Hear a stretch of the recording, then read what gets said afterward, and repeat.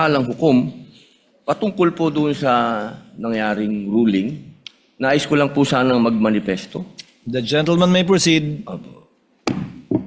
Ginoong Tagapangulo at mga kasama, matagal ko na pong isinusulong ang freedom of information dahil ito po ay bumagsak sa aking komite. Ito po ay tunay na kailangan natin sapagkat dito po talaga natin mapapatunayan yung sinasabi nating public trust.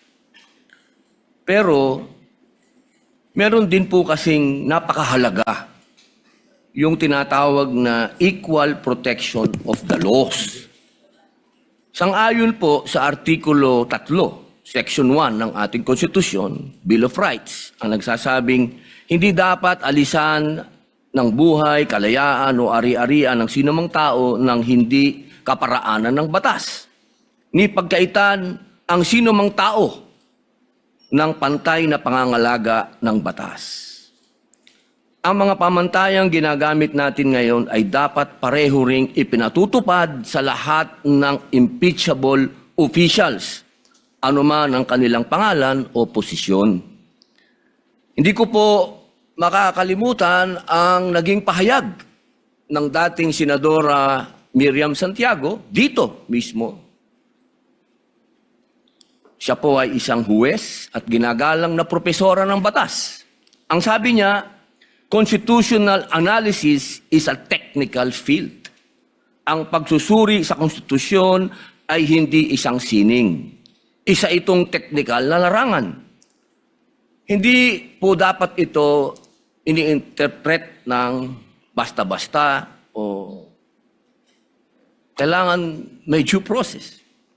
Nung una ko pong narinig kanina na ipaliwanag po ng ating Senator Judge Alan Peter Cayetano, tinanong sa prosecution kung ganito rin ba ang ginawa nila nung may impeachment kay Presidente Bongbong Marcos. Napakalinaw po na ang sagot nila ay hindi naman sila nagtanong.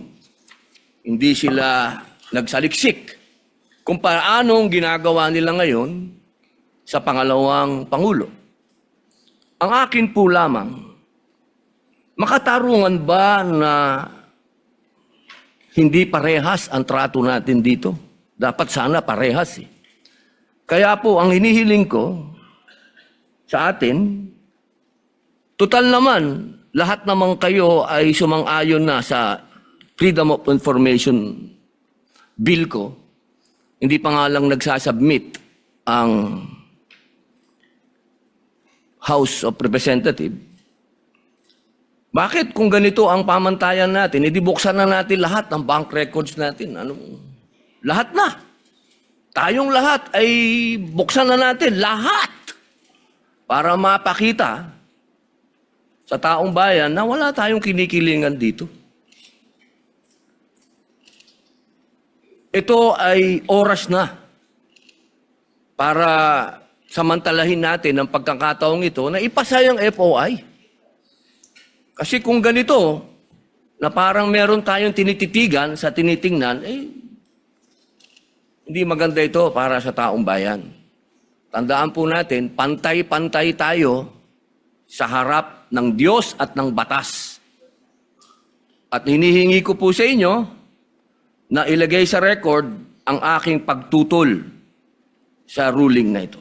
Maraming salamat.